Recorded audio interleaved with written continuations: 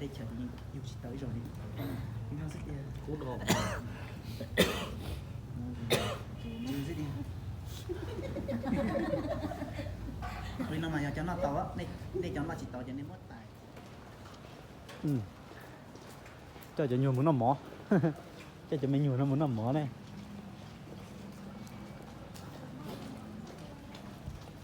wow sắt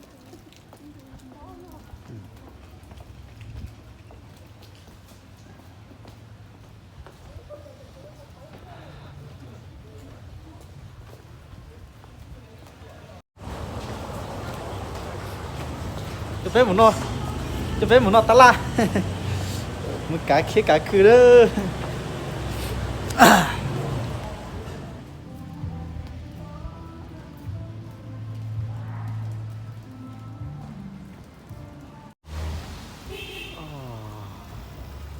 cái menu lấy cá hồi à lấy ăn chè à nó mua sao nó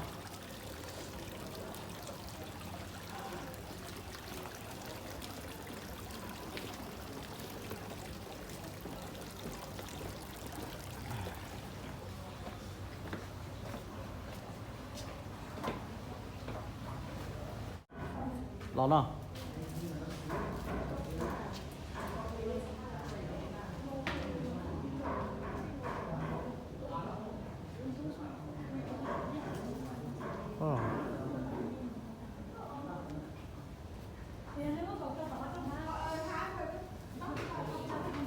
đi vào trong này đi vâng lo nè nào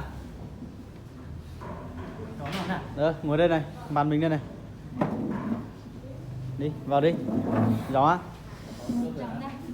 bỏ rồi mà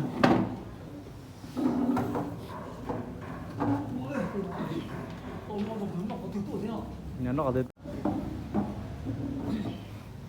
non chè cá hồi chè chúng nó bắt xa này như thế này Thôi chẳng bác là Boli nó mà tại nên nó của tàu. Tết cho nó mà nó tàu nó xuống nên nó của tàu. nên nó tao cả 이 챙어. 이 버튼. Dạ. Nó mà chỉ xuống tàu. câu ở hướng dẫn cái bên nó đấy nó phải lấy đi tên nó đấy Ý giải kho nè. Nó. Chắc chỉ bỏ cái sao luôn không ra rồi. Ui bán rồi chặt rồi luôn. Ta bán nó luôn thôi. Đại một nha. ná ăn chơi giống á giờ trong tí xỉn luôn đấy Ý đại nó kia. Cho nó mà. ngay chè chỉ một bớt xa này cho nó nè Mà chúng chè kỹ chúng chè và tết chờ tỉa đi mua tết chờ thì yêu chị tới rồi đi. Nhưng nó rất Cú đồ. chưa rất đi. Vì nó mà cho nó tàu á, đây cho nó chỉ tàu cho nên mất tài.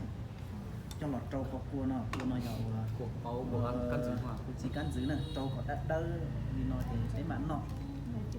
Cho anh nhìn nhông luôn. Nó anh nhìn nhông cơ cho nó này. Đó, mà chỉ nó xem ta.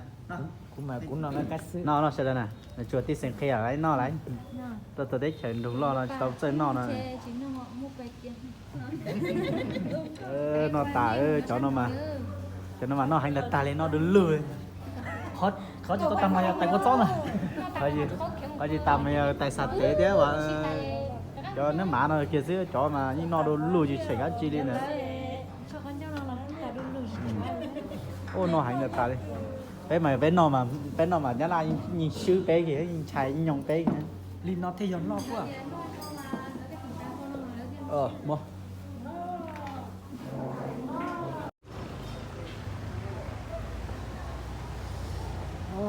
thế yếu có má gì nè Tôi nói là có sư xe. xí xí thế nè yếu có cú bao nhiêu? Có gì đó bao nhiêu? Nó ok rồi. Dạ.